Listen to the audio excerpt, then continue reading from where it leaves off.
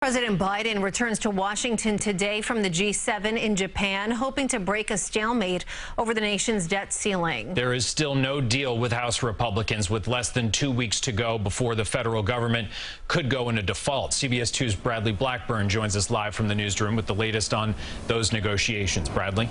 Doug, Andrea, we are another day closer to that deadline with no real progress. Just a short time ago in Japan, President Biden had some of his toughest words yet for House Republicans, saying that he has made concessions and now it's their turn. The president seems ready to stand firm when he hits the ground in Washington.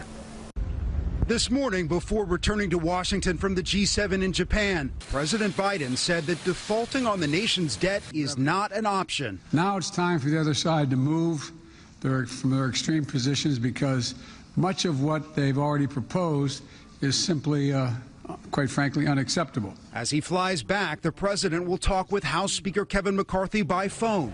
But at the Capitol, White House negotiators have made little progress with House Republicans, who are demanding what amounts to a 13% across-the-board cut in federal spending and more work requirements for entitlements.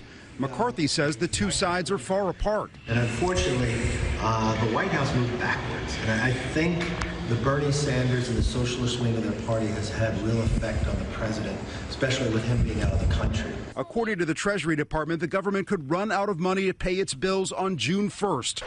Economists say a default could send stocks plummeting, increase interest rates for credit cards and mortgages, and even send the U.S. economy into recession. The whole reason why the 14th Amendment exists. Some Democrats want the president to use the 14th Amendment to raise the limit without Republicans. Using this authority would allow the president and the United States to continue to pay its bills on time. The president is set to land in Washington late Sunday night.